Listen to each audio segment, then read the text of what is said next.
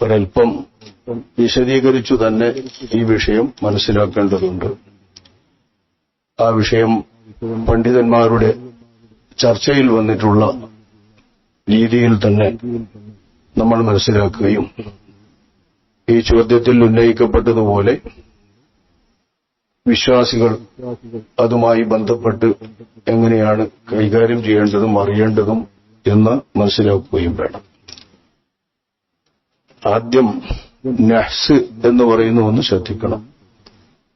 നഹ്സ്, Saad എന്നിങ്ങനെ ദിവസങ്ങളെ ശുഭമായും അശുഭമായും ചിത്രീകരിക്കുന്ന പതിവ് ജാഹിലിയത്തിലേ ഉണ്ട്, ഇസ്ലാമിന് മുൻപേ ഉള്ളതാണിത്. പല മതക്കാരും അത് ഏറ്റെടുത്തിട്ടുണ്ട്. പല മതരീതിയിലും ദിനങ്ങൾ പ്രത്യേകം കൈകാര്യം ചെയ്യപ്പെടാറുണ്ട്. ഇത് നമ്മൾ ഓർക്കേണ്ടത്, നഹ്സ് എന്നും സഅദ് എന്നും നമ്മൾ സാധാരണ ദിവസങ്ങൾ നഹ്സുള്ള ദിവസമുണ്ടോ നഹ്സില്ലാത്ത ദിവസമുണ്ടോ, കല്യാണത്തിന് ദിവസം നിശ്ചയിക്കും ദിവസം നഹ്സുണ്ടോ, നിശ്ചയിച്ച ദിവസം നഹ്സാണ് എന്നൊക്കെ നമ്മൾ വിശ്വാസികൾ, സത്യവിശ്വാസികൾ, പ്രത്യേകിച്ചും പഴയ അഹ്ലുസുന്നത്ത് ജമാഅത്തിന്റെ രീതിയിൽ കാര്യങ്ങൾ നടത്തിപ്പോരുന്ന ആളുകൾ പ്രത്യേകം ചർച്ച ചെയ്യുകയും പറയുകയും ചെയ്യാറുണ്ട്. നഹ്സ്, സഅദ് എന്നത് ആ രീതിയിൽ ചിന്തിക്കുമ്പോൾ ദിവസങ്ങളെ ശുഭദിനങ്ങൾ, അതേപോലെ അശുഭദിനങ്ങൾ എന്നിങ്ങനെ തരംതിരിക്കുന്ന രീതി ഇസ്ലാമിനില്ല. ഇസ്ലാമിനെ സംബന്ധിച്ചിടത്തോളം ഉള്ള കാര്യം എന്താണെന്നും നമ്മൾ പറയുന്ന നഹ്സാണെന്നും എന്താണെന്നും നമുക്ക് ഇൻഷാ അല്ലാഹ് വിവരിക്കാം. ചന്ദ്രരാശിയും നക്ഷത്രങ്ങളും അതിന്റെ സഞ്ചാരങ്ങളുമെല്ലാം പരിഗണിച്ചുകൊണ്ട് ചില ദിവസങ്ങൾ ശുഭദിനങ്ങളായും ചില ദിവസങ്ങൾ അശുഭദിനങ്ങളായും എണ്ണിപ്പോരുന്ന സമ്പ്രദായം ജാഹിലിയത്തിലുള്ളത് നക്ഷത്രങ്ങളുടെ സഞ്ചാരങ്ങളും അതിന്റെ ഫലങ്ങളും അതുമായി ബന്ധപ്പെട്ട് ഇവിടെ കാര്യങ്ങളൊക്കെ നടക്കുന്നുവെന്ന വിശ്വാസങ്ങളെയും ധാരണകളെയും വെച്ചുകൊണ്ടുള്ള നിജപ്പെടുത്തലാണ് എന്ന് നമുക്ക് കേട്ടാൽ തന്നെ അറിയും. ശുഭദിനം അശുഭദിനം എന്ന് പറഞ്ഞാൽ നമ്മൾ പറയുന്നത് ബർക്കത്തുള്ള ദിനം, ബർക്കത്തില്ലാത്ത ദിനം എന്ന രീതിയിലാണ്. നമുക്ക് ഇൻഷാ അല്ലാഹ് ചർച്ച ചെയ്യാം. നഹ്സ്, സഅദ് എന്ന് പറയുന്നത് നക്ഷത്രരാശികളെ നോക്കിക്കൊണ്ടുള്ള വിഭജനമാണ്.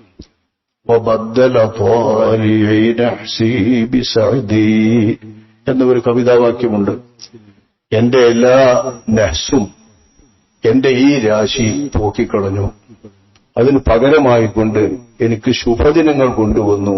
ഈ രാശിയിൽ എനിക്ക് വന്നപ്പം കാര്യങ്ങളെല്ലാം ശുഭകരമാണ് എന്ന് ഒരറബിക്കവി പാടിയ ഒരു കവിതാശകലം നഹ്സിനെയും സഅദിനെയും സംബന്ധിച്ച ഇസ്ലാമിന് മുൻപുള്ള ജാഹിലിയത്തിലെ വിശ്വാസത്തെ നമുക്ക് സൂചിപ്പിച്ചു വരുന്നുണ്ട്.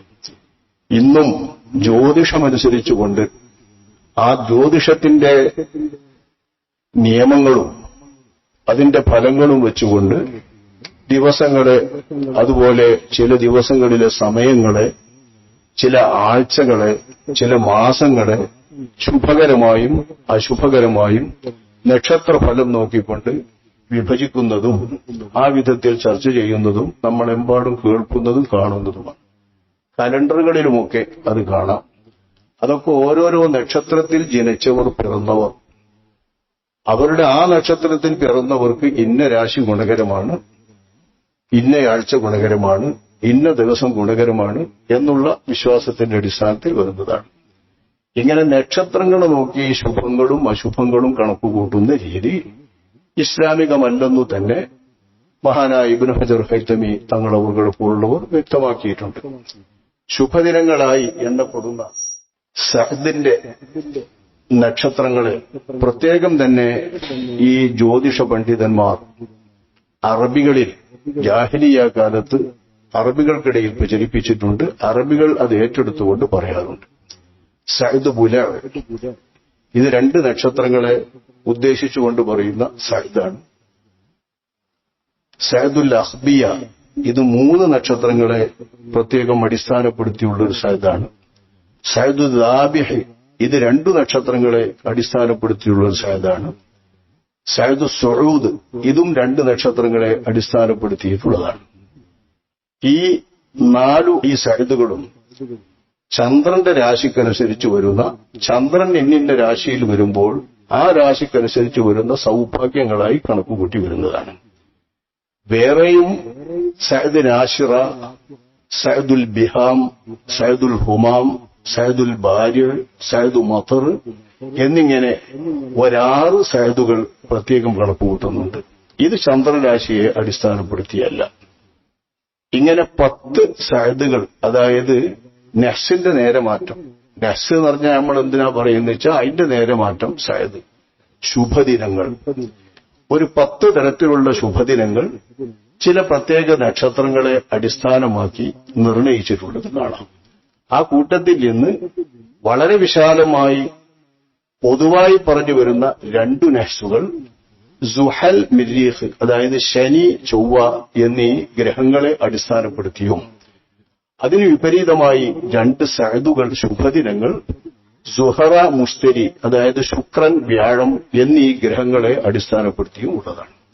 അപ്പൊ ഗ്രഹങ്ങളുടെ സഞ്ചാരത്തിനനുസരിച്ച്, നക്ഷത്രങ്ങളുടെ രാശിക്കനുസരിച്ച്, ചന്ദ്രരാശിക്കനുസരിച്ച് ഇന്നിന്ന രാശിയിൽ ഇന്നിന്ന തീര് വരുമ്പോ നമ്മളെ നാട്ടിലെ മലയാള ഭാഷയിൽ അവിട്ടം, തിരുവാതിര, തിരുവോണം എന്നൊക്കെ പറയുന്ന ഈ നക്ഷത്രങ്ങൾ വെച്ചോളൂ.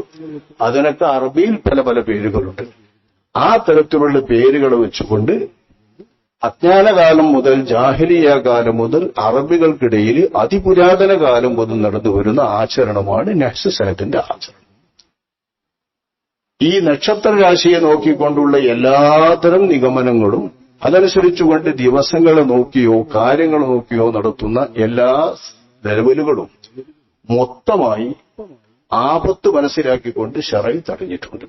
നമ്മെ സംബന്ധിച്ചിടത്തോളം ഇൽമുൻ നുജൂമുമായി ബന്ധപ്പെട്ടുകൊണ്ട്, ജ്യോതിഷവുമായി ബന്ധപ്പെട്ടുകൊണ്ട്, അതൊരു ഇൽമേ അല്ല, ശാസ്ത്രമേ അല്ല, എല്ലാവർക്കും അറിയാം. കേവലം നിഗമനങ്ങളാണ്, ഊഹങ്ങളാണ്. ഈ ഊഹങ്ങളെ അടിസ്ഥാനപ്പെടുത്തി അന്ധവിശ്വാസ നിബിഡമായ ജ്യോതിഷത്തെ അടിസ്ഥാനപ്പെടുത്തിക്കൊണ്ട് കാര്യങ്ങൾ നടത്തുന്നത് ചിലപ്പോഴൊക്കെ അതിന്റെ നിഗമനങ്ങൾ ശരിയാവാം. മഴയും മറ്റുമൊക്കെ നിർണ്ണയിക്കുമ്പോൾ ചിലപ്പോഴൊക്കെ ശരിയാവുന്നുണ്ട്. അതുപോലെ ഗ്രഹങ്ങളുടെ സഞ്ചാരങ്ങൾ ഇതൊക്കെ നമ്മൾ കൃത്യമായി നടത്തുന്നുണ്ട്. പക്ഷെ അതുകൊണ്ടൊക്കെ ഈ ഭൂമിയിൽ എന്തൊക്കെയോ സംഭവിക്കും എന്നത് അല്ലാഹു സുബ്ഹാനഹു വ തആലാന്റെ നിയന്ത്രണത്തിലാണ്, പൂർണ്ണമായ നിയന്ത്രണത്തിലാണ് ഈ ഭൂമിയുടെ നിയന്ത്രണമെന്നും ഈ ഭൂമി മാത്രമല്ല പ്രപഞ്ചത്തിലെ സകല ഗോളങ്ങളുടെയും അതിലുള്ള വാസികളുടെയും നിയന്ത്രണമെന്നുമുള്ള നമ്മുടെ ഖളാ ഖദറിന്റെ അടിസ്ഥാന വിശ്വാസത്തിന് ഭംഗം വരികയും അതിൽ തകരാറ് സംഭവിക്കുകയും ചെയ്യുന്നതുകൊണ്ട് നമ്മുടെ ജീവിതത്തിൽ കാലയെ കൂട്ടി അറിയുന്ന ചില നിഗമനങ്ങൾ വെച്ച് അപകടം വരും, മറ്റേത് വരും എന്നൊക്കെ പറയുമ്പോൾ ജീവിതം തന്നെ ദുസ്സഹമായി പോവുകയും അല്ലെങ്കിൽ വേണ്ടാത്ത കണക്കുകൂട്ടലുകളും സ്വപ്നങ്ങളും കണ്ടുകൊണ്ട് ആളുകൾ വെറുതെ ഈ ജ്യോതിഷത്തെ അടിസ്ഥാനപ്പെടുത്തി മോഹികളായി മാറുകയും ചെയ്യുന്ന, ദുർമോഹികളായി മാറുകയും ചെയ്യുന്ന അവസ്ഥകൾ കണ്ട് ഇത്തരം ജ്യോതിഷവുമായി ബന്ധപ്പെട്ടിട്ടുള്ള ശുഭാശുഭ നിർണയങ്ങളെ ശറഅ് ഒരിക്കലും അംഗീകരിക്കുന്നില്ല. അതേസമയം ബറക്കത്തുള്ള ദിവസങ്ങൾ, ബറക്കത്തുള്ള ചില സമയങ്ങൾ, ചില കാര്യങ്ങൾക്ക് യോജിച്ച സമയങ്ങൾ, ചില കാര്യങ്ങൾക്ക് പറ്റാത്ത സമയങ്ങൾ, ചില സമയങ്ങളിൽ കാര്യങ്ങൾ ചെയ്താൽ ഗുണം പിടിക്കാത്തവ, ഈ നിലക്കുള്ള പ്രമാണങ്ങൾ ധാരാളമായി ശറഇന്റെ പ്രമാണങ്ങൾ പരിശോധിച്ചാൽ കാണും. നിക്കാഹ് നടത്താൻ, അതുപോലുള്ള കാര്യങ്ങൾ നടത്താൻ അല്ലാഹുവിന്റെ റസൂൽ പ്രത്യേകം ചില ദിവസങ്ങൾ തന്നെ നിർണയിക്കുന്നതും നബിയുടെ ജീവിതത്തിൽ കഴിഞ്ഞുപോയ ദിവസങ്ങൾ നോക്കി ആധാരമാക്കി നിർണയിക്കുന്നതുമൊക്കെ ശറഈയായി കണ്ടുവരുന്ന സംഗതികളാണ്. ഇങ്ങനെ ദിവസങ്ങളിൽ ബർക്കത്തുണ്ടോ, ബർക്കത്തില്ല, ഇതാണ് നമ്മൾ നോക്കുന്നത്, നമ്മൾ നോക്കേണ്ടതും. അത് നോക്കുന്നതിന് അടിസ്ഥാനവുമുണ്ട്. എല്ലാ ദിവസവും ഒരുപോലെയല്ല, എല്ലാ സമയവും ഒരുപോലെയല്ല. അത് ജ്യോതിഷത്തിന്റെ നിയന്ത്രണവുമായി ബന്ധപ്പെട്ടോ സൂര്യചന്ദ്രഗോളങ്ങളുടെ സഞ്ചാരവുമായി ബന്ധപ്പെട്ടോ ഉണ്ടാകുന്നതുമല്ല. ചിലപ്പോൾ അള്ളാഹുവിന്റെ വ്യവസ്ഥയ്ക്കനുസരിച്ച് കൃത്യമായി നടക്കുന്ന സൂര്യഗ്രഹണങ്ങളുടെ സഞ്ചാരങ്ങളും അതുപോലെ രാശികളുടെ ഓരോരോ മാറിമറിയലുകളുമെല്ലാം ഇവിടുത്തെ പരിവർത്തനങ്ങൾക്ക് വിധേയമാണ്. അതൊക്കെ ശരിയാണ്. പക്ഷെ ആ പരിവർത്തനങ്ങളൊക്കെ ഈ നക്ഷത്രങ്ങളുടെ മാത്രം ഫലമാണെന്ന് കരുതിക്കൊണ്ട് ആ നക്ഷത്രങ്ങളെ ദൈവമാക്കുകയും ആ നക്ഷത്രങ്ങളെ കാര്യത്തിന്റെ അടിസ്ഥാനമാക്കുകയും ലോകത്തിന്റെ നിയന്ത്രകരാക്കുകയും ചെയ്യുന്ന അബദ്ധത്തിലേക്കും അന്ധവിശ്വാസത്തിലേക്കും കാര്യങ്ങൾ നീങ്ങുമെന്നതുകൊണ്ടാണ് കുറെയൊക്കെ കാര്യങ്ങളുണ്ടെങ്കിൽ പോലും, നിഗമനങ്ങളുടെ കാര്യത്തിൽ കുറെയൊക്കെ അനുഭവങ്ങളുണ്ടെങ്കിൽ പോലും ആ ഭാഗം ശറഅ് കൂട്ടിയടച്ചിരിക്കുന്നത്. അതേസമയം ശറഇന്റെ നിയമങ്ങൾ നോക്കിയോ, ഉദാഹരണമായി ശവ്വാൽ മാസത്തിൽ നിക്കാഹ് കഴിക്കുക, അത് വെള്ളിയാഴ്ചയായിരിക്കുക, വെള്ളിയാഴ്ച രാവിലെയായിരിക്കുക, ഇത് നമ്മുടെ ശറയിൽ പ്രത്യേകം ഫിഖ്ഹിന്റെ കിതാബുകളിൽ തന്നെ സുന്നത്തായി പറയുന്നുണ്ട്. ശവ്വാൽ മാസം നിക്കാഹ് നടത്താൻ പറ്റില്ല എന്നായിരുന്നു ശുഭാശുഭ ദിനങ്ങളെയൊക്കെ അടിസ്ഥാനപ്പെടുത്തിയിട്ട് അറബികളുടെ ചിന്താരീതി. നിക്കാഹിന് ഒരിക്കലും ഗുണം പിടിക്കാത്ത മാസമാണിത് എന്നായിരുന്നു. നാഷണൽ സയദ് നോക്കുന്ന രീതിയിൽ അങ്ങനെയാണ് ശവ്വാൽ മാസത്തെ അറബികൾ പുരാതനമായി കണ്ടിരുന്നത്. അറബികളുടെ ആ പുരാതനമായ അന്ധവിശ്വാസത്തെ തിരുത്തുകയാണ് അഷ്റഫുൽ ഖൽഖ് സല്ലല്ലാഹു അലൈഹി വസല്ലമ തങ്ങളുടെ ജീവിതത്തിലേക്ക് വന്ന അവിടുത്തെ ഏറ്റവും ഇഷ്ടപ്പെട്ട മണവാട്ടി ആയിഷത്തു തുഹ്റ റളിയല്ലാഹു അൻഹാ മഹദിയുടെ വിവാഹം. അത് ശവ്വാലിലാണ് നടന്നത്. മഹദി പറയുന്നത്, എന്നെ നബി സല്ലല്ലാഹു അലൈഹി വസല്ലമ തങ്ങൾ നിക്കാഹ് ചെയ്തത് ശവ്വാലിലാണ്. എന്നെപ്പോലെ സൗഭാഗ്യവതി മുത്തനബി സല്ലല്ലാഹു അലൈഹി വസല്ലമ തങ്ങളുമായുള്ള ബന്ധത്തിൽ മറ്റാരാണ്? ഇത് ശവ്വാൽ മാസത്തിൽ നിക്കാഹ് നടക്കുന്നതുകൊണ്ട് അബദ്ധം വരുമെന്ന അറബി വിശ്വാസികളെ, പരമ്പരാഗത ശുഭാശുഭ ദിനങ്ങൾ നോക്കുന്ന വിശ്വാസികളെ ഖണ്ഡിച്ചുകൊണ്ടുള്ള ആയിഷ റളിയല്ലാഹു അൻഹായുടെ പ്രസ്താവനയാണ്. അപ്പൊ ഇത് ഇസ്ലാമിന്റെ അടിസ്ഥാനത്തിൽ ഈ അന്ധവിശ്വാസത്തെ നബി തകർത്തതുകൊണ്ടു തന്നെ ശവ്വാലിലാണ് സൗഭാഗ്യമുള്ള നിക്കാഹെന്നും ആയിഷ ബീവിയുടെ നിക്കാഹ് പോലെ സൗഭാഗ്യകരമായ ഒരു കുടുംബ ജീവിതം മറ്റാർക്കും ഇല്ലാത്ത ഒരു രീതി നമ്മൾ മനസ്സിലാക്കുമല്ലോ. നബിയുടെ ജീവിതത്തിൽ ആരാണ് നബിയെ അങ്ങേക്ക് ഏറ്റവും ഇഷ്ടപ്പെട്ടവരെന്ന് ചോദിക്കുന്നവരോട് നബി പറയുന്നത് ആയിഷാണ്. അല്ല, ഞാൻ ആണുങ്ങളുടെ കാര്യമാണ് ചോദിച്ചത് എന്ന് ചോദ്യക്കാരൻ തിരുത്തിയപ്പോൾ റസൂലുള്ളാഹി തങ്ങൾ ആയിഷാന്റെ ബാപ്പാണ്. അത്ര ബന്ധം ആയിഷ റളിയല്ലാഹു അൻഹായുമായി നബി സല്ലല്ലാഹു അലൈഹി വസല്ലം തങ്ങൾക്കുണ്ട്. ആ ഗാഢമായ ബന്ധം ലഭിച്ച നിക്കാഹ് നടന്നത് ശവ്വാലിലാണെന്നും അതുപോലെ നമ്മൾ ശവ്വാലിലാക്കണമെന്നും പറയുമ്പോ അന്ധവിശ്വാസപ്രകാരമുള്ള ജ്യോതിഷ നിർണയപ്രകാരമുള്ള നഹ്സസായതിന്റെ, അതായത് ശുഭാശുഭ ദിനങ്ങളുടെ നിർണയത്തെ ശറഇ ഖണ്ഡിക്കുകയാണ് ചെയ്തിട്ടുള്ളത്. അപ്പൊ അതനുസരിച്ചുകൊണ്ട് തന്നെ ഈ വിഷയത്തെ നമ്മൾ മനസ്സിലാക്കേണ്ടതുണ്ട്. അതേസമയം ബറക്കത്തുള്ള ദിനങ്ങളെയും ബറക്കത്ത് കുറഞ്ഞ സമയങ്ങളെയും നോക്കി, ഗുണക്കേട് വരുന്ന സംഗതികൾ നോക്കി ഭാഷാപരമായി നമ്മൾ നഹ്സ് ഉപയോഗിക്കും. നഹ്സുള്ളത് നഹ്സില്ലാത്തത്, ഇങ്ങനെയാണ് നമ്മുടെ സാധാരണ ഉപയോഗം. നഹ്സുള്ളത് നഹ്സില്ലാത്തത്. നഹ്സില്ലാത്ത ദിവസത്തെ നമ്മൾ സയദ് എന്ന് പറയാറില്ല. നഹ്സും സയദും വിപരീതമായി അറബ്യൻ ജാഹിലിയത്തിൽ അന്ധവിശ്വാസ പ്രകാരമുള്ള സങ്കല്പമായതുകൊണ്ട് നമ്മൾ ജനങ്ങൾക്ക് തിരിയുമ്പോ നഹ്സ് എന്ന്, അത് ഖുർആനിൽ ഉപയോഗിച്ച ഒരു വാക്ക് വെച്ചുകൊണ്ടാണ് ആ ഉപയോഗം നമ്മൾ ഉപയോഗിക്കുന്നത്. അതും ഈ സഫർ മാസത്തിലാണ് സംഭവിച്ചത്. സഫർ മാസത്തിൽ അല്ലാഹു സുബ്ഹാനഹു വ തആല അറേബ്യൻ ഗോത്രങ്ങളിൽ നൂഹ് നബി അലൈഹിസ്സലാമിന് ശേഷം വന്ന ഏറ്റവും പ്രധാനപ്പെട്ട ഗോത്രമാണ് ആദ്. നൂഹ് നബിയുടെ കാലത്തുണ്ടായ തൂഫാനിലെ ജലപ്രളയത്തിലെ സർവനാശത്തിനു ശേഷം പിന്നീട് മനുഷ്യർ ഒരു സമൂഹമായി മാറുന്നതിലെ ആദ്യ വിഭാഗമാണ് ആദ് വിഭാഗം. അവരിലേക്ക് അയക്കപ്പെട്ട പ്രവാചകരാണ് ഹൂദ് നബി അലൈഹിസ്സലാം. ഹൂദ് നബി, സ്വാലിഹ് നബി, നൂഹ് നബി ഇവരൊക്കെ അറബ് സമൂഹത്തിലേക്ക് വന്ന പ്രവാചകന്മാരായിരുന്നു. പേരും അവരുടേതൊക്കെ അറബിയ. നൂഹ്, അതുപോലെ സ്വാലിഹ്, ഹൂദ് എന്നൊക്കെ. അപ്പൊ അറബികൾക്ക് സുപരിചിതമായ സമൂഹമാണ് ആദ് സമൂദ് വിഭാഗം. അതുകൊണ്ട് വിശുദ്ധ ഖുർആനിൽ അവരുടെ നാശത്തെയും അവരുടെ അപകടത്തെയും അവർക്ക് ഇറക്കിയ ശിക്ഷയെയും പറ്റി പറയുന്ന ആയത്തുകൾ ധാരാളമുണ്ട്. ഈ ആയത്തുകളുടെ കൂട്ടത്തിൽ ഹൂദ് നബി അലൈഹിസ്സലാമിന്റെ ജനതയായ ആദ് വിഭാഗത്തെ, ഇന്നത്തെ സലാലയിലെ അഹ്താഫ് പ്രദേശങ്ങൾ, അതായത് പണ്ടത്തെ യമനിന്റെ ഭാഗത്ത് വരുന്ന പ്രദേശങ്ങളാണ് മഹാനായ ഹൂദ് നബി അലൈഹിസ്സലാമിന്റെ ഭൂമിക. ആ ഭൂമികയിലാണ് ബഹുമാനപ്പെട്ടവരുടെ ഖൗമ് ആദ് എന്ന വിഭാഗം താമസിച്ചിരുന്നത്. അവരെ നശിപ്പിച്ച ആ നാശങ്ങളെക്കുറിച്ച് പറയുന്നിടത്ത് ഖുർആൻ ഫി അയ്യാമിൻ നഹിസാത്തിൻ, നഹ്സ് പിടിച്ച ദിവസങ്ങൾ എന്ന് പ്രയോഗിക്കുന്നുണ്ട്. ഒരിടത്ത് ഫി യൗമി നഹ്സിൻ മുസ്തമിർ, സ്ഥിരമായി അവരിൽ നിന്ന് നീങ്ങാത്ത തരത്തിലുള്ള ഒരു നഹ്സിന്റെ നാൾ എന്ന് ഒരു നാളിനെ കുറിച്ച് പറയുന്നുണ്ട്. ഈ നാളിനെ മഹാനായ ഇബ്നു അബ്ബാസ് റളിയല്ലാഹു അൻഹുമാ തങ്ങൾ അവർ വ്യാഖ്യാനിക്കുന്നുണ്ട്. അത് സഫർ മാസത്തിലെ ഒടുവിലെ ബുധനാണ്. സഫർ മാസത്തിലെ ഒടുവിലെ ബുധൻ. കാരണം ആ ബുധനാഴ്ച തുടക്കമാണോ ആ ബുധനാഴ്ച ഒടുക്കമാണോ എന്നറിയില്ല.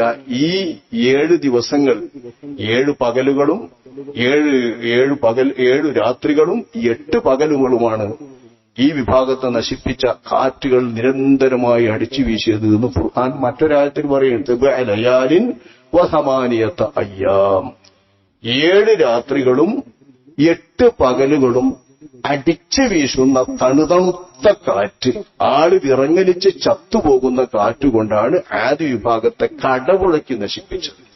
അന്നഹും അജാസു നഹ്ലിൻ മുൻഖഇർ, അജാസു നഹ്ലിൻ ഖാവിയ എന്നൊക്കെ ഖുർആൻ പല രീതിയിൽ പറയുന്നുണ്ട്. അതായത് കാറ്റത്ത് ഈന്തപ്പനയുടെ തടികൾ ഒന്നിച്ച് കടപുഴകി എടുത്തിട്ടെറിയുന്നു പോലെ ആളുകളെ മുകളിലേക്ക് വലിച്ചെറിഞ്ഞിട്ട് തലകുത്തി വീണിട്ട് കഴുത്തൊടിഞ്ഞുകൊണ്ട് കഴുത്തും ശരീരവും രണ്ടായി മുറിയുന്ന തരത്തിലാണ് ഈ വിഭാഗത്തിലെ മനുഷ്യന്മാരെ അല്ലാഹു തആല നശിപ്പിച്ചത് എന്ന് പറയുമ്പോൾ ഇതിനെക്കുറിച്ച് പറയുന്ന ഒരു ദിവസത്തെ ഫീ യൗമിൻ അഹ്സിൻ മുസ്തമിർ എന്ന് അല്ലാഹു തആല പറയുന്നുണ്ട്. ഈ മുസ്തമിർ എന്നത് എന്നും നിലനിൽക്കുന്ന എന്ന നിലക്കും ചില ഖുർആൻ വ്യാഖ്യാതാക്കൾ വ്യാഖ്യാനിച്ചിട്ടുണ്ട്. ചില പണ്ഡിതന്മാർ അങ്ങനെ സംസാരിക്കുന്നുമുണ്ട്. മാത്രമല്ല, ബനൂ ഇസ്രായേലിൽ നിന്നും വ്യാപകമായിട്ടുള്ള കഥകളിൽ സുലൈമാൻ നബി അലൈഹിസ്സലാം ആസഫുബ്നു ബർഖിയ എന്ന ജ്ഞാനിയുമായി സംസാരിക്കുന്ന ഒരു സംസാരത്തിന്റെ കഥയുണ്ട്. ഈ സംസാരത്തിൽ വലിയ രോഗങ്ങൾ, അപകടകരമായ രോഗങ്ങൾ, ആളുകൾക്ക് തീരാരോഗങ്ങൾ, മാറാരോഗങ്ങൾ അല്ലാഹു നിശ്ചയിക്കുമ്പോൾ ഏൽപ്പിക്കപ്പെട്ട ചില രോഗങ്ങൾ രൂപങ്ങളായി സുലൈമാൻ നബി അലൈഹിസ്സലാമിന്റെ മുമ്പിൽ വരികയും പേടിപ്പെടുത്തുന്ന ഭീതിതമായ രൂപങ്ങളായി സ്വപ്നങ്ങളായി ബഹുമാനപ്പെട്ട സുലൈമാൻ നബി അലൈഹിസ്സലാമിന്റെ മുമ്പിൽ പ്രദർശിപ്പിക്കപ്പെടുകയും അവയുമായി സുലൈമാൻ നബി അലൈഹിസ്സലാം സംഭാഷണം നടത്തുകയും ചെയ്യുന്നൊരു കഥയുണ്ട്. ആ കഥയുടെ കൂട്ടത്തിൽ ഇത്തരം രോഗങ്ങളൊക്കെ ഉണ്ടാകുന്നത് നഹ്സ് പിടിച്ച ദിവസങ്ങളിലായിരിക്കും എന്ന് പരാമർശിക്കപ്പെടുകയും ആ നഹ്സ് പിടിച്ച ദിവസങ്ങളെ പ്രത്യേകമായി പണ്ഡിതന്മാർ പ്രത്യേകം നിജപ്പെടുത്തി പറയുകയും ചെയ്യുന്നുണ്ട്. ഇതൊക്കെ ജ്ഞാനികളിൽ നിന്ന്, വിവരസ്ഥന്മാരിൽ നിന്ന്, വേദക്കാരിൽ നിന്നടക്കം വന്നിട്ടുള്ള പ്രചരിപ്പിച്ച കഥകളാണ്. ഈ കഥകളെ അടിസ്ഥാനപ്പെടുത്തി നമ്മുടെ തഫ്സീറിന്റെ ഗ്രന്ഥങ്ങളിലും ചരിത്ര ഗ്രന്ഥങ്ങളിലും വിശേഷപ്പെട്ട ഇത്തരം കാര്യങ്ങൾ തന്നെ ശ്രദ്ധിച്ചുകൊണ്ടിരിക്കുന്ന ചില മഹാന്മാർ, ചില കിതാബ് രചയിതാക്കൾ മുസന്നിഫീങ്ങളിലുണ്ട്. അതിശയകരമായ സൃഷ്ടി വൈഭവങ്ങളും സൃഷ്ടികഥകളും സൃഷ്ടിതരത്തിന്റെ കാര്യങ്ങളൊക്കെ വിവരിക്കുന്ന, കാലത്തിന്റെയും പ്രദേശത്തിന്റെയും സ്ഥലത്തിന്റെയും ജീവികളുടെയും സസ്യങ്ങളുടെയും കല്ലുകളുടെയും നദികളുടെയും ഒക്കെ അത്ഭുതങ്ങളും രഹസ്യങ്ങളും ഒക്കെ വിവരിച്ചുകൊണ്ടിരിക്കുന്ന ആളുകൾ. അത്തരം കിതാബുകൾ ധാരാളമുണ്ട്. ആ കിതാബുകളിലൊക്കെ വിവരിക്കുന്ന കൂട്ടത്തിൽ ദിവസങ്ങളെ പറയുമ്പോൾ ഏതാനും ദിവസങ്ങളെ, ഒരു മാസത്തിൽ തന്നെ പല ദിവസങ്ങൾ, അത് നഹ്സിന്റെ ബെയ്ത്ത് എന്ന പേരിൽ പ്രത്യേകമായി പ്രചാരപ്പെട്ട ബെയ്ത്തുകളാണ്. തവക്ക മിനൽ അയ്യാമി സബ്അൻ കവാമില, ഒരു 7 ദിവസങ്ങൾ പ്രത്യേകം മാസത്തിൽ സൂക്ഷിക്കേണ്ടതുണ്ട് എന്നും പറഞ്ഞ് സലാസും വഖംസുൻ സുമ്മ സാലീസ അശറതൻ എന്നൊക്കെ തുടങ്ങുന്ന ശ്ലോകമുണ്ട്. അതായത് 3, 5, 13, 16 എന്നിങ്ങനെ എണ്ണുന്ന മാസത്തിലെ ദിവസങ്ങളുടെ നിന്ന് ബെയ്ത്തുകൾ. അതുപോലെ ഒരു കൊല്ലത്തിലെ 12 ദിവസങ്ങൾ സൂക്ഷിക്കാൻ ഓരോ മാസത്തിലെ ഒരു ദിവസം പ്രത്യേകമായി ഒരു ഹദീസിൽ വന്നിട്ടുള്ളത് ക്രോഡീകരിച്ച് നഹ്സുൽ മുഹറമി ഖദ് അതാ 12 ഫീ യൗമി 4 മിന ശഹരി സ്വഫർ എന്നിങ്ങനെ ഓരോ മാസത്തിലെ നഹ്സുകളെയും പ്രത്യേകം വിവരിച്ചുകൊണ്ടുള്ള ബെയ്ത്തുകൾ നമ്മുടെ കിതാബുകളിൽ പല ഇമാമുകളും രേഖപ്പെടുത്തിയിട്ടുണ്ട്. വളരെ സ്ഥിരപ്പെട്ട ബലപ്പെട്ട റിപ്പോർട്ടുകളുടെയും ഹദീസുകളുടെയും അടിസ്ഥാനത്തിലല്ല ഇവകളൊന്നും വന്നതുകൊണ്ട് ഇത് വിശ്വസിക്കൽ അനിവാര്യമായ, അംഗീകരിക്കൽ അനിവാര്യമായ, നിഷേധിച്ചാൽ എന്തെങ്കിലും പറ്റുന്ന ഒരു തരത്തിലുള്ള കാര്യമല്ല. അതേസമയം അഭിപ്രായങ്ങളും ഇമാമിയങ്ങളുടെ പ്രത്യേക സൂക്ഷ്മതകളും അതിന്റെ സ്രോതസ്സുകൾ വിവരിച്ചുകൊണ്ടുള്ള വിവരണങ്ങളുമാകുമ്പോൾ ഇത്തരം ആപത്തുകൾ സംബന്ധിക്കാതിരിക്കാനും പറ്റിപ്പോകാതിരിക്കാനും ഈ ദിവസങ്ങൾ മനുഷ്യന്മാർക്ക് ആക്കുമല്ലോ അവനവന്റെ കാര്യത്തിന്. ഈ 7 ദിവസങ്ങളിൽ പ്രത്യേകമായി വീടിരിക്കരുത്. അതുപോലെ വലാ തബ്തഗി ഫീഹിന്ന ബൈഅൻ വലാ സഫർ, കച്ചവടം നടത്തരുത്, യാത്ര ചെയ്യരുത്. വലാ തൽബസൻ സൗബൻ ജദീദൻ വഖിൽഅതൻ വലാ തൻകിഹിൽ ഉൻസാ വലാ തഗ്രിസി ഷജർ, മരം നട്ടുപിടിപ്പിക്കരുത്, പെണ്ണുങ്ങളെ കല്യാണം കഴിക്കരുത്, പുതിയ ഉടയാടകൾ ധരിക്കരുത്.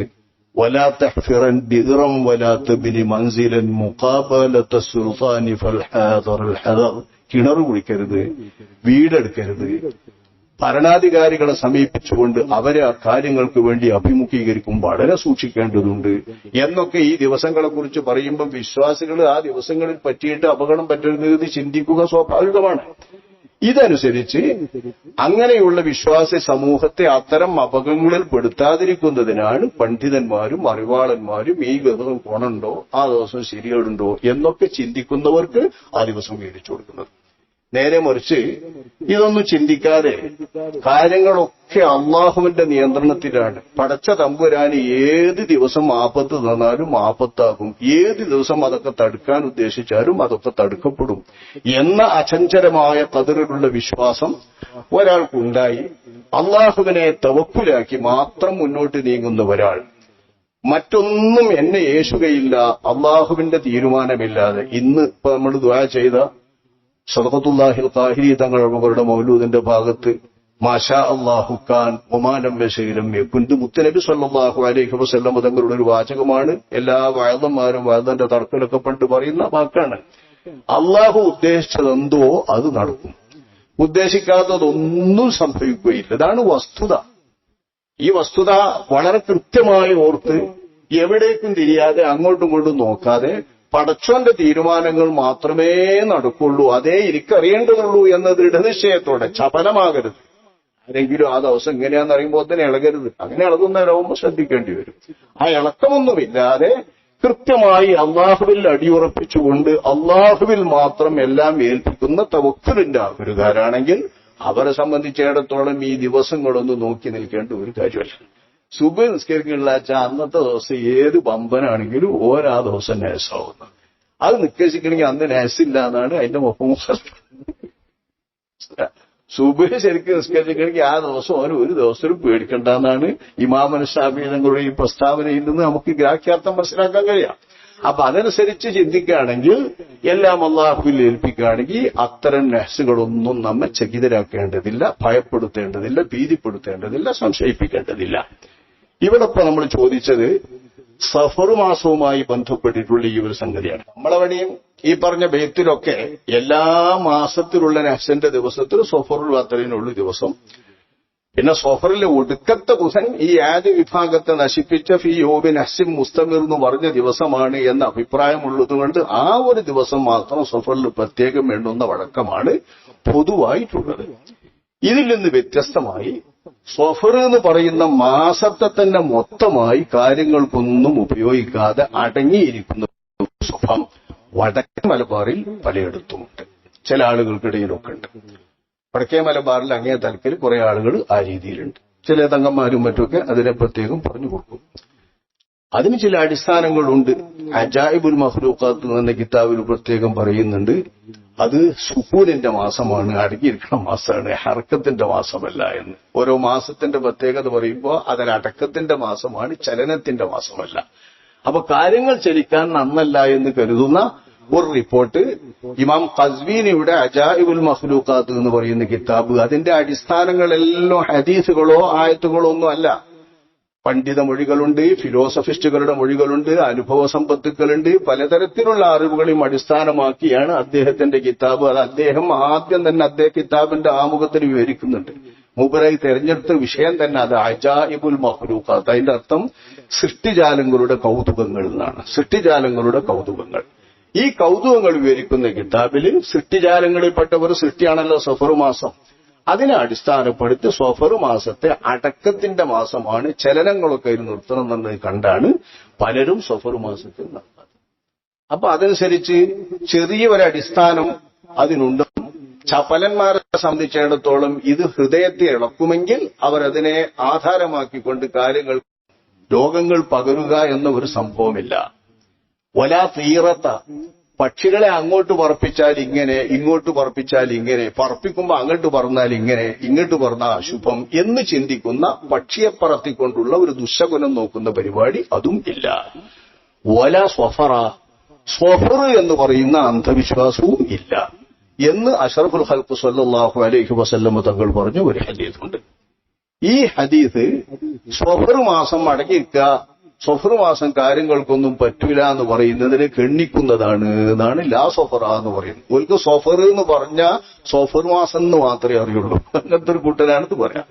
ഒരു സഫർ എന്ന് കേൾക്കുമ്പോഴേക്ക് സഫർ മാസം എന്ന് മനസ്സിലാക്കും. ഈ ഹദീസിൽ പറഞ്ഞ ലാ സഫറ അതൊന്നുമല്ല.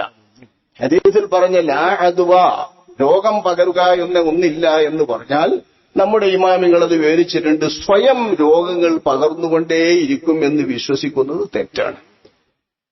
അള്ള പകർത്തിയാൽ തന്നെ പകരുള്ളൂ. നമുക്ക് തന്നെ അറിയാലോ, നല്ല പനി പിടിച്ച ഒരാളെ ശുശ്രൂഷിച്ചുകൊണ്ട് അയാളെ നോക്കിക്കൊണ്ടിരിക്കുന്ന അയാളെ ഭാര്യയ്ക്ക് ചിലപ്പോൾ പനിച്ചില്ല. അയാളൊന്ന് തുമ്മിയപ്പോ എടുത്തു തിന്നാനും പനിക്കും. അങ്ങനെ നല്ല പ്രതിരോധ ശേഷിയുള്ള ചില ആളുകൾക്ക് പകരൂല, ചിലർക്ക് പ്രതിരോധ ശേഷി കുറഞ്ഞവർക്ക് പകരും. ഇങ്ങനെ പകരല് പല വിധമായി നമ്മൾ കാണുന്നു. എന്താണ് ഇതിന്റെ അടിസ്ഥാനം?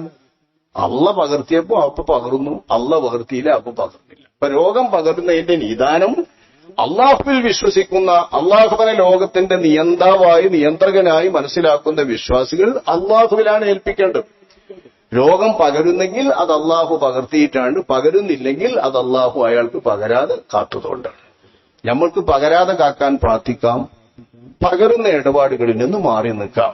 പക്ഷേ സ്വയമായി തന്നെ അത് പകരുകയും ചില കാര്യങ്ങൾ സ്വയമായി തന്നെ പകർത്തുകയും ചെയ്യുമെന്ന നിലക്കുള്ള ഒരു അന്ധവിശ്വാസം ഉണ്ടായിരുന്നു. അത് സ്വന്തമായിട്ടുള്ള ഒരു കാര്യമാണെന്ന് മനസ്സിലാക്കി ചില രോഗങ്ങളെ പേടിക്കപ്പെടേണ്ട രോഗങ്ങളാക്കി വെച്ചുകൊണ്ട് അത് പകർച്ചവ്യാധിയും അത് സ്വന്തമായി പകരുന്നതുമാണ്, ഇവിടെയൊന്നും അള്ളാഹുവിന് നിയന്ത്രണമില്ല എന്ന നിലക്കുള്ള ചിന്ത ജാഹിലിയത്തിലുള്ള ചിന്തയാണ്. ആ ജാഹിലിയത്തിന്റെ ചിന്തയാണ് നബിതങ്ങൾ ലാ അദ്വ എന്ന് പറഞ്ഞത്. കാരണം ഇതേ നബി തന്നെ കുഷ്ഠരോഗിയിൽ നിന്ന് നീ ഓടണം എന്ന് പറഞ്ഞിട്ടുണ്ട്. രോഗമുള്ള സ്ഥലം കേട്ടാൽ അങ്ങോട്ട് നീ അടുക്കരുത് എന്ന് പറഞ്ഞിട്ടുണ്ട്. അപ്പോ രോഗത്തിന്റെ സ്വാഭാവികമായ പകരൽ നമ്മളുടെ അനുഭവത്തിൽ നമ്മൾ അനുഭവിച്ചുകൊണ്ടിരിക്കുന്ന പകരലുണ്ട്.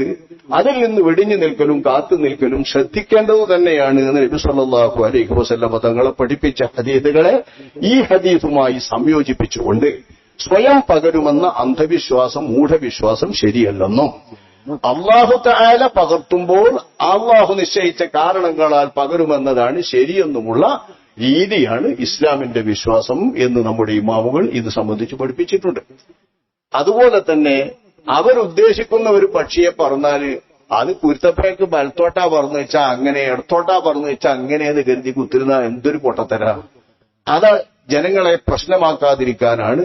മറ്റേ അറബികൾ ജാഹിലിയത്തിൽ എന്താണോ ഈ കാര്യം ശുഭാണോ ശുഭല്ല എന്ന് തിരിയാൻ ഇങ്ങോട്ട് എടുത്തിട്ട് ഒറ്റ എറിയ, ആ എറിയലിൽ പക്ഷി ഇങ്ങോട്ടാ പറഞ്ഞു പോവും, എന്നാ ശരി, ഇങ്ങോട്ടാ പറഞ്ഞല്ലേ വേണ്ട. ഇത് അസ്ലാം എന്ന് പറഞ്ഞൊരു ഇടപാടുണ്ട്, ഒരു പ്രത്യേക നറുക്ക് അമ്പുമ്മ ഇഫ്അൽ ലാ തുഫ്അൽ എന്ന് എഴുതിയേക്കുക. ഇതൊരാളോട് എടുത്തു നോക്കിയിട്ട് ഒരു കാര്യം തീരുമാനിക്കുന്ന ആള് കഅബത്തിൽ പോയ ഇബ്രാഹിം നബി അലൈഹി ഇസ്ലാമിന്റെ കയ്യിൽ അത് കൊടുത്തിട്ടുണ്ട്. ഇബ്രാഹിം നബി അലൈഹി ഇസ്ലാമിന്റെ ശില്പുണ്ട് കഅബന്റെ ഉള്ളില്. ആ ശില്പത്തിൽ ഇബ്രാഹിം നബിന്റെ കയ്യിലായിരുന്നു ഈ അസ്ലാമുകൾ. ഈ അസ്ലാമുകൾ നോക്കുമ്പോ ഇബ്രാഹിം നബി എന്ന ശില്പത്തിന്റെ ഉള്ളിൽ ഓല പിതാമഹനല്ലേ ഇബ്രാഹിം നബി എന്ന വലിയ ബഹുമാനം ഉണ്ടാവുമല്ലോ കഅബന്റെ ആളുകൾക്ക് ഇബ്രാഹിം നബിയെ. ഇപ്പൊ ഇബ്രാഹിം നബിയുടെ കയ്യിൽ പോയിട്ട് ഈ പ്രശ്നക്കോലുണ്ട് എടുത്താൽ ഇത് നോക്കിയിട്ട് ഇഫ്അൽ, ഈ കാര്യം ചെയ്തു, ഈ കോല് നിർദ്ദേശിച്ചിരിക്കുന്ന ഇബ്രാഹിം നബി നിർദ്ദേശിച്ചു, കഅബ നിർദ്ദേശിച്ചു എന്ന് പറഞ്ഞാൽ പിന്നെ ചെയ്യാൻ പോവുക. എടുത്തു നോക്കുമ്പം കിട്ടിയത് ലാ തുഫ്അൽ എന്നാണോ, എന്നാൽ ആ കാര്യം ചെയ്യൂല, ഇത് ഗുണമില്ല എന്നാണ് ഇത് പറയുന്നത് എന്നാ പറയും. ഇങ്ങോട്ടും പകരും, അതിങ്ങോട്ടും ഇങ്ങോട്ടും പകരും എന്ന നിലക്കുള്ള ഒരു വിശ്വാസം സഫറുമായി ബന്ധപ്പെട്ടിട്ടുണ്ട്. ഈ സഫറുമായി ബന്ധപ്പെട്ട പള്ളന്റെ ഉള്ളിലുള്ള പാമ്പ് അത് പ്രത്യേകം മനുഷ്യന്മാരിലുണ്ടാകും, മൃഗങ്ങളിലും ഉണ്ടാകും. മൃഗങ്ങളിലും മനുഷ്യന്മാരിലും ഉണ്ടാകുന്ന ഈ പാമ്പുണ്ടായാൽ അത്തരം രോഗികളുടെ മുഖം മഞ്ഞ പിടിക്കും, ഒരു മഞ്ഞ നിറമാകും, രക്തവർണം പറ്റ പോയിട്ട് മഞ്ഞക്കും. അങ്ങനെ മഞ്ഞളിപ്പ് വരുന്ന തരത്തിലുള്ള ഒരു തരം പാമ്പ് അന്ധവിശ്വാസത്തിന്റെ അടിസ്ഥാനത്തിൽ നല്ലോണം വിശന്നാൽ അത് ചാടി ആളുകളിലേക്ക് പകരുകയും ഇവനുള്ളത് മറ്റവർക്ക് കൊടുക്കുകയും ചെയ്യുന്ന ഈ പാമ്പ് അപ്പുറത്ത് ചാടണമെന്നും ആരും കാണൂല, ഇങ്ങനെ പകർന്നു പോകും എന്ന നിലക്കുള്ള ഒരു അന്ധവിശ്വാസം. ഇതാണ് ലാ അദ്വ എന്നതിന്റെ കൂടെ തന്നെ ലാ സഫറ എന്ന് പറയുന്നതിന്റെ സാങ്കത്യം. ചാടിപ്പകർന്നുകൊണ്ട് ഇത്തരം ഒരു പാമ്പുകൾ അങ്ങോട്ടും ഇങ്ങോട്ടും വിശന്നാലോ മറ്റോ ചാടിപ്പോകുന്ന ഒരു അന്ധവിശ്വാസമുണ്ട്. അത് ശരിയല്ല എന്നാണ് ഇതിന്റെ അർത്ഥമെന്ന് അബൂ ഉബൈദ എന്നവർ പ്രത്യേകം പറയുന്നുണ്ട്. സമയത്തു യൂനുസ യസ്അലു റൂബ, റൂബയോട് ചോദിക്കുന്നു യൂനുസ് എന്നവര് അതിന് സ്വഫർ എന്നതിനെ കുറിച്ച് ചോദിക്കുന്നു ഈ ഹദീസിലെ. ഫഖാല ഹുവ ഹൈ, പ്രയാസവും വരാം. ഇത്തരം ഒരു പകർച്ചവ്യാധിയാണ് സ്വഫർ. ആ പാമ്പില്ല എന്നാണ് ലാ സ്വഫറ എന്ന ഹദീസിന്റെ അർത്ഥമെന്ന് ഈ ഹദീസിന്റെ റിപ്പോർട്ടറായ മഹാനായ അബൂ ഉബൈദ് എന്നവരും വിശ്വാസമാണ്. അള്ളാഹുവിൽ വിശ്വസിക്കുന്നവർ അത് വെച്ചു പുലർത്തരുത്, അതിനെ ചൊല്ലി കാര്യങ്ങളൊന്നും അങ്ങോട്ടും ഇങ്ങോട്ടും ആക്കരുത് എന്നാണ് ഈ ഹദീസിന്റെ സാരമെന്ന് പ്രത്യേകമായി ബഹുമാനപ്പെട്ട ഇമാമുകൾ വിവരിച്ചിട്ടുണ്ട്. ആ കൂടി പറഞ്ഞാൽ സ്വഫർ മാസത്തെ പ്രത്യേകമായി ഒരു നെഹ്സുള്ള അല്ലെങ്കിൽ ബർക്കത്തില്ലാത്ത അശുഭകരമായ മാസമായി ആരെങ്കിലും പാലിക്കുന്നുണ്ടെങ്കിൽ അതിനെ എതിർക്കാനുള്ള വകയല്ല ലാ സ്വഫറ എന്ന് പറഞ്ഞ ഹദീസ് എന്നും, ലാ സ്വഫറ എന്ന മാസത്തിൽ ഈ മാസത്തെ പറ്റിയുള്ള നെഹ്സ് വിശ്വാസവുമായി ബന്ധപ്പെട്ട് ഒരു പരാമർശവും ഒരു ഇമാമിയങ്ങളും നടത്തിയിട്ടില്ലെന്നും വളരെ വ്യക്തമായി നമ്മൾ മനസ്സിലാക്കേണ്ടതുണ്ട്. എന്നാൽ ഒടുവിലെ ബുധൻ ഈ മാസത്തിലേത് കൊടിയ നെഹ്സിന്റെ ദിവസമാണെന്ന് പറഞ്ഞതിനെ ഞാൻ നേരത്തെ മുകളിൽ സൂചിപ്പിച്ചു. ആദ്യം ഫി യൗമി നെഹ്സിൻ മുസ്തമിർ എന്ന് ഖുർആനിൽ പറഞ്ഞ നെഹ്സിന്റെ ദിവസം എന്ന് പറഞ്ഞത് സ്വഫർ മാസത്തിലെ ഒടുക്കത്തെ ബുധനെ സംബന്ധിച്ചാണ്. ഇനി ആരെങ്കിലും വെറുതെ സ്വക്കേടുകാരാകേണ്ടത് കേട്ടിട്ട് ഒടുക്കത്തെ ബുധൻ വരുന്നുള്ളൂ, ഈ മാസത്തിലെ ഒടുക്കത്തെ ബുധൻ. നമ്മളിപ്പോ ഈ പോണമായിരിക്കും ഇങ്ങനെ പോകുക എന്നുള്ളത് എന്താ വെച്ചാൽ നമ്മളെ നാട്ടിൽ കൂടെ ഒന്നും ആ വകയിൽ ഒരു കണക്കിലെടുപ്പൊന്നും ഇല്ലെങ്കിൽ ഒരു വസുവാസം ഉണ്ടാവും, ഒരു രോഗം. ഈ വസുവാസമൊക്കെ കുടുങ്ങുന്നത് അവിടെയും പിടി കേട്ടിട്ടാണ്. ഇപ്പൊ ഈ വാട്സാപ്പ് കിട്ടി നോക്കുമ്പോ എമ്പാടും കൂടും, ഓരോരുത്തരും ഇങ്ങനെ തോന്നിയാസം പറയല്ലേ. അപ്പൊ എല്ലാവരും ഇല്ലാത്തൊക്കെ എത്തുകയാണ്. അപ്പൊ നമ്മളീ പോന്നമാതിരി നമ്മളവലംബിക്കുന്ന മൂല്യന്മാരെ ആലിമീങ്ങളെ അവലംബിച്ച് ഓരോട് കാര്യങ്ങൾ ചോദിച്ച് കാര്യങ്ങളൊക്കെ നടത്തിപ്പോരുകയാണ് നല്ലത്. ഏതായാലും ഈ മാസത്തിലെ ഒടുക്കത്തെ ബുധന് സാധാരണ എല്ലാ മാസത്തിലെ ബുധനുകൾക്കും ഒടുക്കത്തെ ബുധൻ അങ്ങനെ ആ നേരത്തെ പറഞ്ഞ 7 ദിവസങ്ങളെ പ്രത്യേകം കാക്കണം എന്നറിഞ്ഞിട്ടുണ്ട്. എല്ലാ മാസത്തിലും ഒടുക്കത്തെ ബുധൻ അങ്ങനെ ഒരു കാവലുണ്ട്. കിതാബൊക്കെ തുടങ്ങുമ്പോ ഒടുക്കത്തെ ബുധനാണ് ഇരിച്ചാൽ തുടങ്ങാൻ നിൽക്കൂല, അതൊക്കെ എല്ലാവരും നോക്കാറുണ്ട്. അത് നോക്കുന്നു നിന്ന് ഇനി ആ ചിന്ത മനസ്സിക്ക് വന്നിട്ടില്ലെങ്കിൽ അത് ആരും നോക്കും വേണ്ട. പരമാവധി അള്ളാഹുവിൽ തവക്കുലാക്കി കാര്യങ്ങൾ ചെയ്യുന്നതാണ് ഭംഗി. എന്നാ ഓന് യാതൊരു അപകടവും വരൂല, വിശ്വാസം വരൂല, സോക്കേടും വരൂല, ഓൻ അങ്ങനെ പോവാം. അതേ രീതിയിൽ പോകുന്നത് ആരെങ്കിലും എന്തെങ്കിലും പറഞ്ഞു കേൾക്കുമ്പോ വല്ല വിശ്വാസമോ പ്രയാസമോ തോന്നുന്നുണ്ടെങ്കിൽ ഒടുക്കത്തെ ബുധം മാറ്റിവെച്ചാളി, കുഴപ്പമൊന്നുമില്ലല്ലോ. ഒരു ദിവസം ഒന്നും മാറ്റിവെച്ചു എന്തെങ്കിലും ബേക്കുമെങ്കിൽ സുബൈക്കാരൊന്നും മാറ്റണ്ട, വേറെ സംഘമൊന്നും മാറ്റണ്ട, കണ്ടങ്ങൊന്നും മാറ്റണ്ട. പുതിയത് വല്ലതും തുടങ്ങുകയാണെങ്കിൽ മാറ്റുകയാണെങ്കിൽ വലിയൊരു കുഴപ്പമൊന്നും അതിനായിട്ടില്ല. ആകാശം ഇടിഞ്ഞു വീഴൂല, എന്തായാലും ആഹൃത്തിൽ കുറ്റവും കിട്ടൂല അതിന്റെ പേരിൽ. കാരണം ഇങ്ങനെ കേട്ടിട്ട് ആ അപകടം പോകാൻ വേണ്ടി ഒഴിവാക്കുന്നതല്ലേ. അപ്പൊ ആ നിലക്ക് നമ്മൾ അങ്ങനെ ചെയ്താൽ ഒരു മോശമല്ല. ഈ സ്വഫറിലെ ഒടുക്കത്തെ ബുധനെയാണ് യൗമു നഹ്സിൻ മുസ്തമിർ എന്ന് പറഞ്ഞതുകൊണ്ട് ആ ദിവസത്തിൽ വർഷത്തിൽ തന്നെ പ്രത്യേകം ഈ നഹ്സിൽ നിന്ന് രക്ഷപ്പെടാൻ വേണ്ടിയിട്ട് കാക്കണമെന്ന രീതിയിൽ ചില ഇമാമികൾ പ്രത്യേകം വന്ന് ചില ദുആകളും പിഞ്ഞാണ് എഴുതി കൊടുക്കാനൊക്കെ നിശ്ചയിച്ചിട്ടുണ്ട്. പല തങ്ങന്മാരും പരമ്പരാഗതമായി അവരുടെ ബാപ്പപ്പാപ്പാരുടെ അനുമതി പ്രകാരം അതൊക്കെ നടത്തി വരാറുണ്ട്. അത് കിട്ടുന്നവരൊക്കെ നമ്മുടെ നാട്ടിലാണെന്നും വഴക്കല്ലാത്തതുകൊണ്ട് നമുക്ക് വലിയ വിശ്വാസമില്ല. അതാണ് ഏറ്റവും നല്ലത്. കാരണം ഈ തങ്ങന്മാരൊക്കെക്കാൾ വലിയ ആലിമീങ്ങളായി നമ്മൾ കാണുന്ന ബഹുമാനപ്പെട്ട ശൈഖുനാ താജുൽ ഉലമ അവറുകളോ അതുപോലെ നാദാപുരത്തെ ശംസുൽ ഉലമ അവറോ ഒടുക്കത്തെ ബുധനും ദർശനത്തിൽ തന്നെയാണ്. ഒരു ബോധമൊന്നും പോകാറില്ല. ഒടുക്കത്തെ ബുധനാണ്.